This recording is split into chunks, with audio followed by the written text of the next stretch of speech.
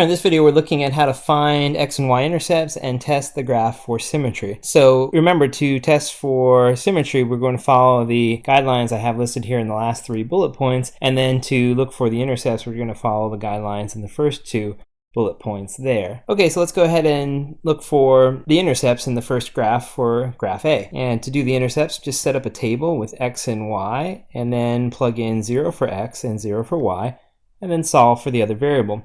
So for example, if I let x be equal to 0, then y will be equal to the third root of 0, which of course is 0. So we get the origin for that result, 0, 0. Now of course that means if we plug 0 in for y, we're also going to get the same answer, but if you want to test that, you could raise both sides to the third power here. And then by doing that, you end up getting 0 is equal to just x. Remember, the third power will undo that third root.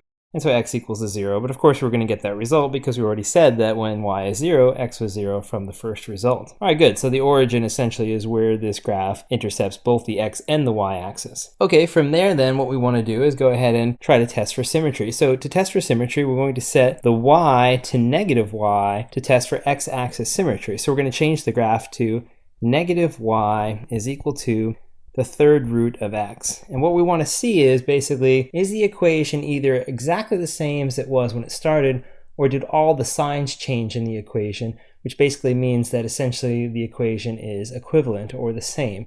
So in other words, we're basically looking for all the signs to remain the same in the equation after simplifying, or all the signs change. Remember, if every sign changes, then basically you can multiply the whole equation by -1 to revert them all back to the original set of signs. So essentially, if all the signs change, it really is just the same equation. If all the signs stay the same, of course it's the same equation. In this case though, we don't have that happening, right? Negative y is not the same as positive y.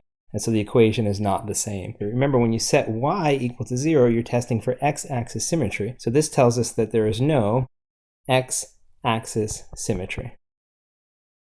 All right, so we know that. Let's go on and test for the next one. So let's test the graph for y-axis symmetry. To test for y-axis symmetry, we set the x equal to negative x. So we're going to make it negative x in the equation, and then we're going to simplify. Well, you know, the third root of a negative value is the same thing as saying the negative third root of x, right? And essentially what's happened here is we've introduced a negative, and the negative doesn't simplify out of the equation. We can't get rid of it. So we basically have to conclude that the equation is not the same as it was originally. So again, once again, we see there's no symmetry here for, in this case, y-axis symmetry. So we'll say no y-axis symmetry. So again, if the equation changes and it's not equivalent to the original equation, then we basically say there's no symmetry with regard to the one we were testing for, in this case, y-axis symmetry. Let's try for origin symmetry, however. So for origin symmetry, you set both x and y negative and see what happens. So negative y is equal to the third root of negative x. Well, if you think about this, basically we can rewrite this as negative the third root of x, right? So remember, you can make this change because if you had, for example, the third root of negative 8, that is the same thing as saying the negative third root of 8, because the third root of negative 8 is negative 2, and of course the third root of 8 is 2, and with the negative in front you'd get negative 2. So we can pull that negative outside of the radical. That's the point, right? And then once you have this, basically you're allowed to multiply the equation by anything you want. I can multiply the equation by -1, changing this back to just what? Y is equal to the third root of x. So the equation goes back to normal, even though we changed both the sign for x and for y. So this means that it does indeed have origin symmetry. So this indicates that origin symmetry exists for this graph. So we have the intercept 0, 0, and we have origin symmetry for the graph. So those are the 2 things we can determine for graph A. Let's look at B quickly then. With B, we're going to look for the intercepts the same way we did before. We'll just have an x and y table here. Let 0 go in for x and then 0 for y and see what you get. If you put 0 in for x, it ends up being 2 times 0 squared plus y squared is equal to 4. And when you do that, you end up with y squared is equal to 4. So therefore y is equal to plus or minus the square root of 4. so y is equal to plus or minus 2. So you get two answers here for the intercepts. You get 0, positive 2, and 0, negative 2, right? So two different numbers there, or you can just write that simply as plus or minus 2. All right, let's plug in the 0 for the y this time. So if I let y be 0, it'll be 2x squared plus 0 squared is equal to 4. That's going to give you 2x squared is equal to 4. Then if you divide both sides by 2, you will get, of course, x squared is equal to 2. And then, of course, x is equal to plus or minus the square root of 2. So you get two roots again, so plus or minus the square root of 2. And again, so we have basically two y-intercepts and two x-intercepts, right? So that means we're going to cross the x-axis in two places, the y-axis in two places for this graph. Okay, so from here, what we want to do then is test for symmetry. Let's see if the graph is symmetric with regards to the x-axis, the y-axis, and the origin. So let's start with the x-axis test. We're going to set the y equal to a negative value. So 2x squared plus negative y quantity squared is equal to 4. Well, of course, if you simplify this, what's going to happen? When you square a negative value, it becomes positive. So this is the same as saying just y squared, which means the equation doesn't change. So we can go ahead and say that x-axis symmetry exist for this graph. Okay, let's go ahead and do the same thing, but this time plugging in a negative for the x. And again, you can see what's going to happen there right away probably. If you end up putting a negative in for the x, it'll be 2 times negative x squared plus y squared is equal to 4. And once again, squaring a negative is going to make it positive, so we can just say that that's the same as 2x squared plus y squared is equal to 4. So the equation reverts back to the original equation, so again, we'll say that it has y-axis symmetry. Okay, so we've got x-axis symmetry, y-axis symmetry. Now it's time to test if it has origin symmetry. And I think you'll know the answer to this is going to be the same, because if we make both x negative and the y negative, basically because both x and y are squared, this just reverts back to the original equation. And again, you can conclude that the equation is unchanged and therefore origin symmetry exists for this graph.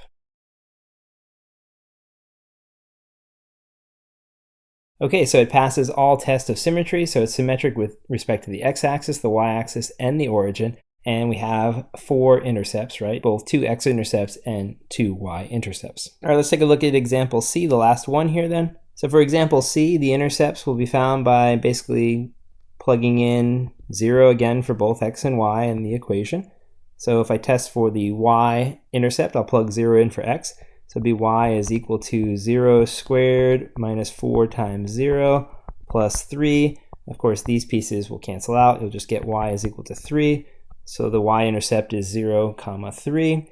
Let's do the same thing for the x-intercept then. So for the x-intercept, we're going to be plugging 0 in for y and then trying to solve. So we have x squared minus 4x plus 3. Well, this is a quadratic, so we can go ahead and solve that. X and x, basically. Factors of 3 that add to give you 4. That'd be 3 and 1. Since it's positive on the right, it'll be 2 of that sign on the left there, which is negative.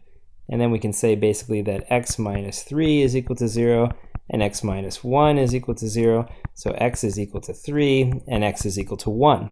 So we have two different intercepts in this case. So we'll have the first x-intercept at x equals 3 and y 0, and then of course at 1 and y 0, right? So two different values there for the x-intercept. So this graph crosses the x-axis in two places. All right, let's test for symmetry. Remember, to test for y-axis symmetry, we let the x become negative and see what happens. So we'll have negative x quantity squared minus 4 times negative x plus 3. Well, this will simplify to y equals, you square a negative, you just get a positive, so it'll be x squared.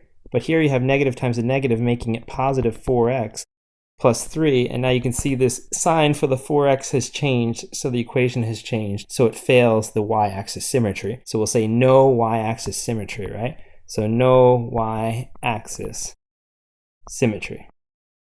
Okay, let's go ahead and test for x-axis symmetry then. So for x-axis symmetry, we have to set the y negative. So negative y is equal to x squared minus 4x plus 3. Again, the equation has changed. We can't get rid of this negative sign. You know, for example, if we tried multiplying the whole equation by negative 1 to make the y positive again, we'd end up changing the sign of these terms. So the equation can never go back to normal once we make that y negative. So we're going to say there is no x-axis symmetry either. And then last thing we want to test for is the origin symmetry. And again, in order for it to have origin symmetry, we're going to set both the y equal to negative and the x value negative, or the x variable negative, and see what happens to the equation as a result. Remember, if all the signs change, it's the same as saying that none of the signs have changed, so it would be safe. But the problem with this is the y has changed, but then this x becomes just x squared, because when you square a negative, it becomes negative. Now this guy changes to positive 4x, and the 3 is left unchanged. So you can see that some of the signs have remained the same, right? But some have changed, and that means that the equation essentially is not quite the same. So we say that it has no origin symmetry either. So basically this particular graph has no symmetry with regard to the x-axis, the y-axis, or the origin, and it has 3 intercepts basically, 1 y-intercept and 2 x-intercepts.